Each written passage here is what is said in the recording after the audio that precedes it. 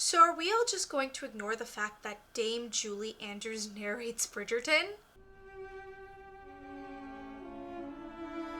Hello and welcome back to my channel. If you're new here, hello, my name is Marie and welcome to my channel. I hope you enjoyed today's video and maybe subscribe. If you are a returning subscriber, hello, welcome back. I hope that you enjoyed today's video and thank you so much for the support. So it seems that Bridgerton's popularity has brought up an increased interest in historical costuming. Sort of. If you're anything like me and you scroll through TikTok day in and day out instead of getting work done, you might have noticed that there's a lot of people buying corsets online saying, oh, these are Bridgerton inspired, they're amazing, they're incredible, we love them. And while I love to see people getting into historical costuming, because we love seeing people get into historical costuming here on this channel, we do not gatekeep here. I do want to talk a little bit about the fact that they didn't wear corsets in Bridgerton. I know it's a really common misconception and a lot of people cannot tell the difference between bodies, corsets, and all that fun stuff. And before anybody comes here attacking me on my comments saying I'm an elitist and all that fun stuff, I'm trying to do a semi-educational video so people can learn the differences between things. Because something I've noticed on YouTube is that there aren't a lot of those videos explaining the differences between bodies, stays, and corsets.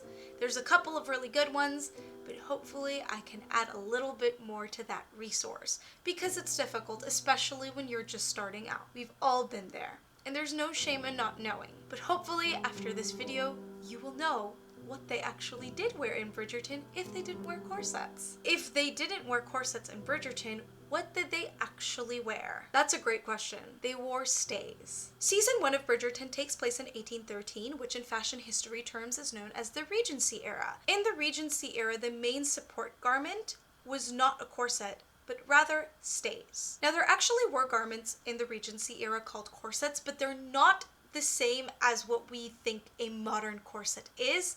And for the sake of simplicity, and since we never actually see these corsets on Bridgerton, I'm not really going to talk about them. I want to focus on stays, because we do see stays in Bridgerton. Regency stays are pretty similar to corsets, to be quite honest. They were either corded or boned, and they also did have a busk at the center front of the stays. However, the busk resembled a ruler and it was sewn in. Stays, like corsets, were also utilized to achieve the fashionable silhouette of the era. This is where corsets and stays differ. Many corsets of the Victorian and the Edwardian era were actually made to give the waist a smaller appearance, as that was the fashionable silhouette. The fashionable silhouette in the Regency era was the empire waist. So the empire waist ended right below the bust line, and it was meant to resemble Greek and Roman clothing and columns. After all, this was the era of naturalism, and if you look at artwork and music of this era as well, you'll see that there is kind of a return to nature, a return to classical ideals,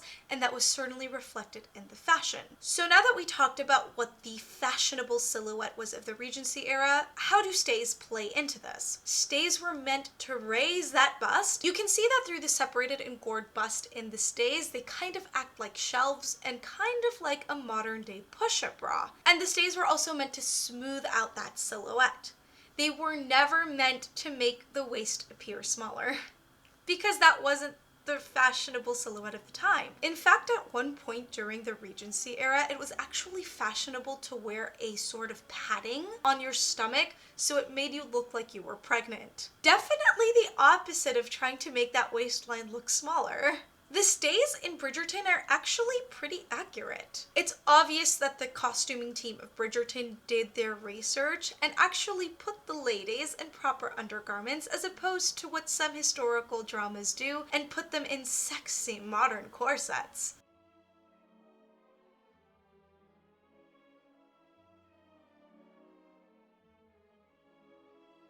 So now that I've praised Bridgerton for their pretty stays, let's talk about what they did wrong. Why are there no shifts? I understand that because this is a bodice ripper genre, there are no shifts underneath the stays for the sake of aesthetic appeal. Except shifts are beautiful. You can make some gorgeous shifts if you really want. We all know how much budget that costuming team had. Making every single piece bespoke is quite insane. And yes, I understand why they didn't do it, but I still think they should have done it. The purpose of shifts is to create a barrier between the skin and the stays and to keep the stays clean. Tight lacing! So let's get one thing straight.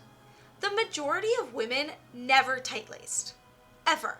That is a modern myth constructed by people who have some sort of ego trip saying that everything in the modern day is better than it was in the past. Most women did not tight-lace. I just want to get that into everybody's heads, please. Let's kill that myth. It's 2021. New year, new me, tight lacing was seldom done. And tight lacing would never be done in the Regency era of all eras. I don't understand. I mean, I do understand why they did that scene, and I'll get into that in a couple minutes. Again, it has to do with the ego trip thing, which I'll explain a little bit later. But yes, that scene infuriated me because not only is it promoting false stereotypes and harmful stereotypes, but it's also highly inaccurate to the Regency era. At one point, you can see a puncture wound in Daphne's back due to the stays. I don't understand. Yes, shifts were worn to prevent chafing. And chafing isn't a solely historical issue.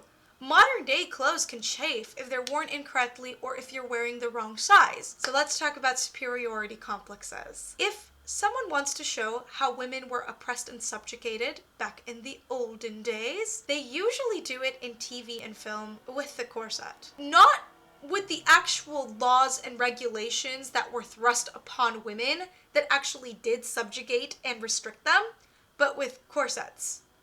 I don't understand. Yes, things have gotten a lot better in this day and age. The only times that I can think of when clothing was actually oppressive and restrictive was when people of certain ethnicities, races, or religions were forced to wear a marker that symbolized what they were, and they had their rights stripped away. Let's stop with that. Let's stop with that, and let's think about the repercussions of what that means. Corsets were not used to subjugate and restrict women. In fact, fashion was one of the only avenues where women could openly express themselves. And yes, of course you had a fringe section of women who did believe that the corsets were oppressive and they wouldn't wear corsets. And you know what? Nothing happened to them. It's the same thing. If a woman doesn't want to wear a bra, nothing is going to happen to her.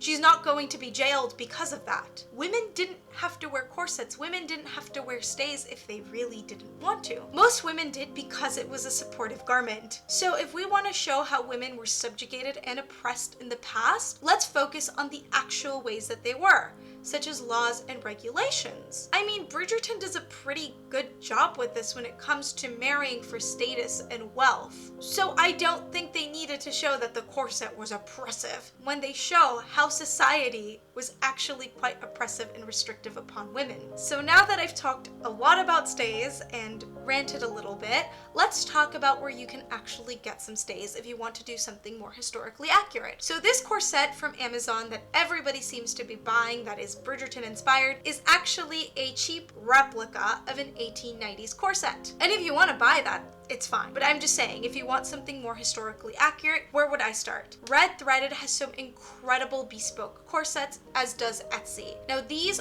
tend to be a lot pricier than Amazon, which is why I completely understand why people flock there to get their corsets. But I can assure you, I have done a search through Amazon, Regency stays. I cannot find anything that remotely looks like Regency stays.